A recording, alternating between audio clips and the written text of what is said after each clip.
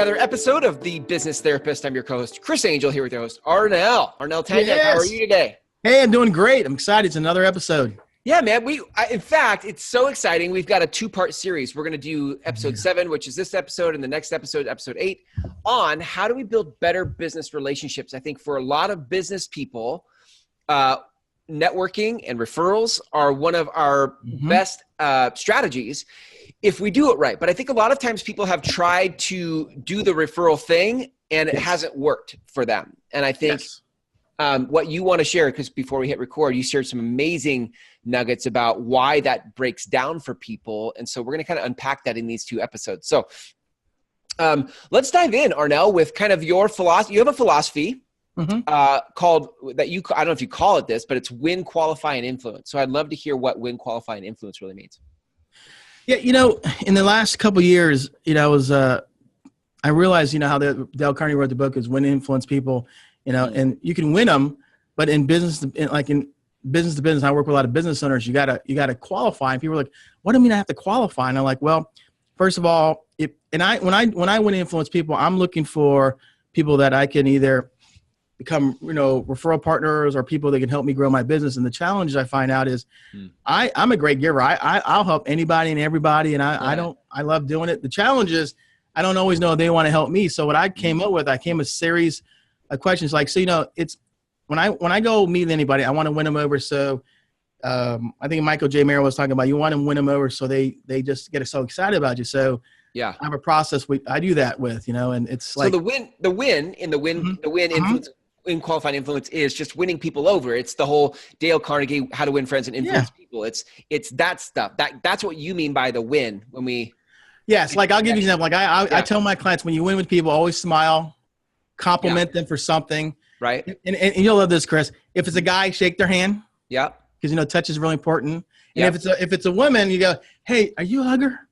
Nice. Yeah. Yeah. Can I give you a hug? And it's funny. Like when I give them a hug, like, oh, they let the guard down. And then we start talking about, so winning them.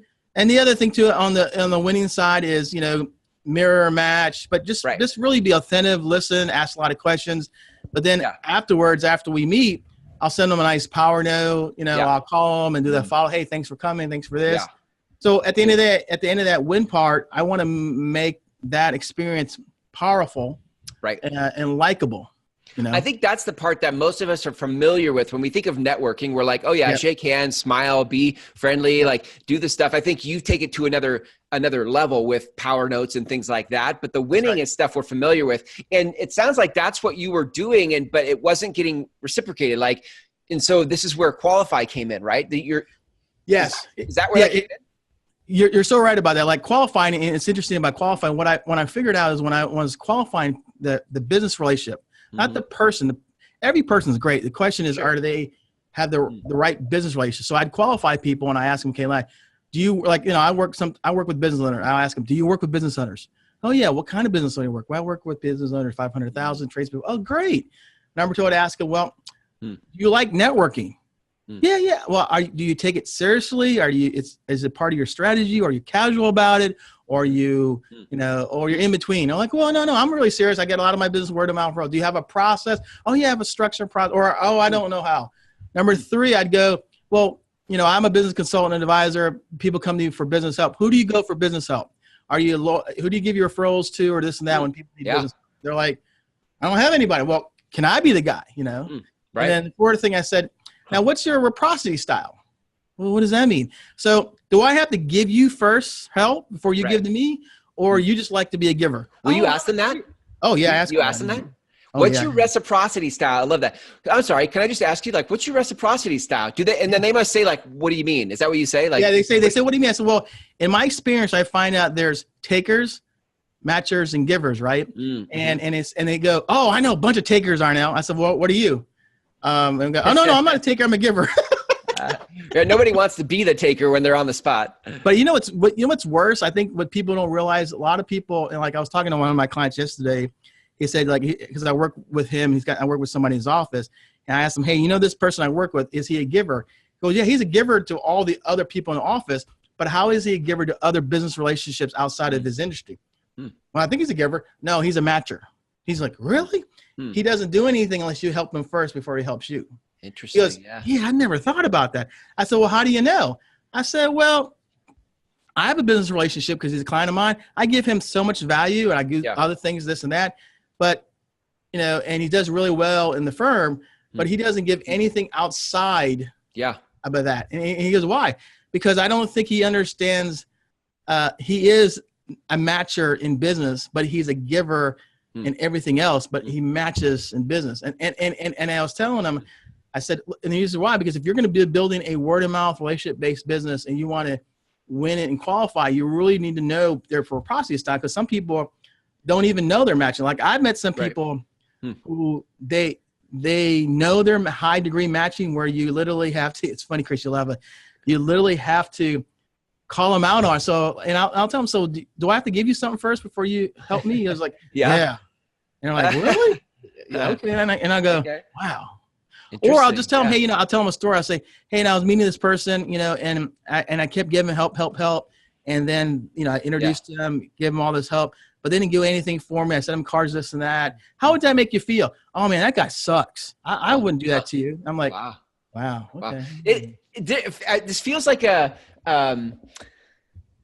this feels like there's some requirement of delicacy. Like as you're having, like, how do you must master this conversation by now, but like, can you just meet somebody brand new at a networking event and kind of have this conversation with them in a way that doesn't feel like, well, what I usually do is if I meet them at a network event, we connect and I say, let's get together and see how we can help each other. Then we'll have coffee.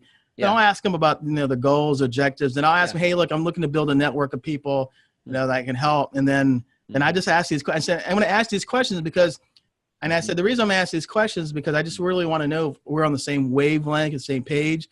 Because I said, I'm a great giver, but in turn, I just want other people to learn how to help me. And at the end of the day, after we leave this meeting, I'll still help you. But I just need to know if you're going to help me never, sometime, or all the time. Right. Now, listen, does that make you a matcher? I'm kind of no, actually, here's the thing is, even if they are a matcher or a taker, 9 out of 10, actually 10 out of 10, I'm always going to help them. But then what happens is I always help people I always do my best to help people, and I always help first. Yeah. The challenge is I need to know where they at the degree of helping me in return. Yeah. I love this because so many people will invest time and money, depending on how they're doing it, in relationships, coffees, lunches, note cards, gifts. They'll invest time and money into relationships that they could have had a sense of like the return on that in the beginning if they had some of these qualification questions that you're asking. Doesn't mean that you won't help them if they're not giver, but it does help you make some decisions, it sounds like, up front about how much to really invest. That's right. Like I had a guy today who called me out of the blue. He wanted to figure out how to develop a relationship process. And he was asking me, how do I do this? How do I do that? I said, well, here's a question. I said, I just took the same question. Hey, look, I don't have a person in your field. I like to offer this stuff. He said, look, if we don't even if you don't become a client, or even if you don't join the networking group I'm in, I'll still help you. He goes, what do you do? I said, well, look, you want to get in government contracting? I sent him a couple of associations he should go check out. I said, hey, I have this contact that I'm doing these things in March. I'll take you. He was like, really? He was like, look, because at the end of the day, I'm going to help you. I just want to know where you at and helping my business. It's really interesting. There's this thing. I think I'm the giver who gives and doesn't I don't qualify. I just kind of like, I'm just happy to help. Yeah. But I think over time that people take advantage of that and they don't, I feel like what you're saying is that if we're more intentional about qualifying and even having those direct conversations, I think sometimes people just don't even think about it. Like other people don't even think about my giving them help. Like I think I help people all the time, but I never say like, look, I'm happy to help you, but I just want to know like, I don't know. I just feel like there's an expectation that sort of happens in the conversation. Like, look, this isn't a charity. Right? Oh, but here's the thing, Chris. Every selfless giver gives so much that in the book Adam Grant calls, you need to become a self-protecting giver. And a self-protecting giver is, when you give with no expectations, then you give where there's a return. And after, I think when Michael Mayer mentioned that in one of his webinars and I read the book, it changed my whole perspective. Because I'll give, here's what I give 100% with no expectation because I want to give. Right. But in turn, I want to find the people who are willing to learn how to reciprocate. And it's my goal and objective to teach them who I want to meet or how they can help me. And but they're willing to do that on the front end because I've cleared it and we talk about it, you know. That's interesting, dude. From the outside looking in, it could look like it's what's happening is matching, when in reality, what's actually happening, if you've surrounded yourselves by givers, is everybody's just giving freely. Yep.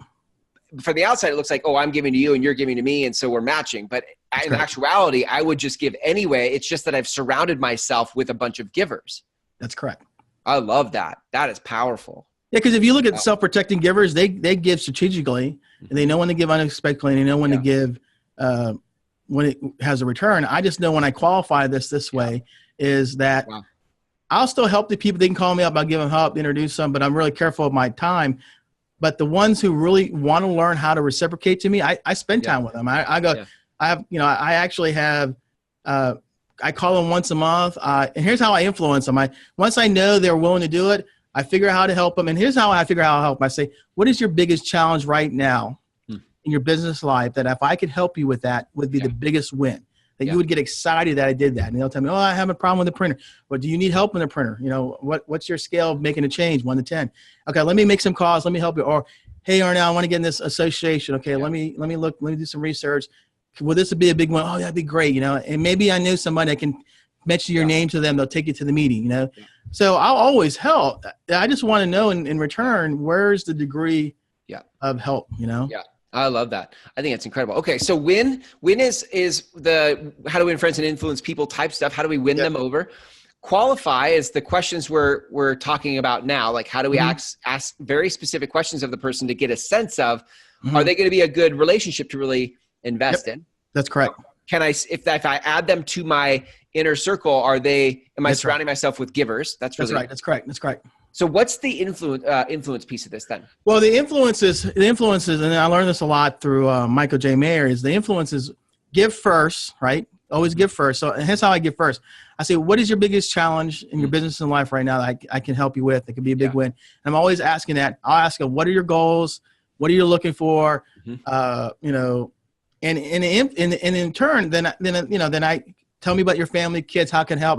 I find those unique things that I can help them with. Like, for example, like, you know, I'm in Michael Mayer's program. I just sent out like 30 note cards to people, my clients, and say, hey, I wrote stuff like, hey, you know, you did really this, and that. And that's just because I'm genuinely care about them. Yeah. And then the ones who I influence, my first thought is, let me help them first. Right. And then they'll go to me, okay, Arnell, let me help you first. And I said, okay, now can we talk about you helping me? Not a problem. Some of them they go to me, Arnell, hey man, what do you need? What do you need? Who do you want to meet this month?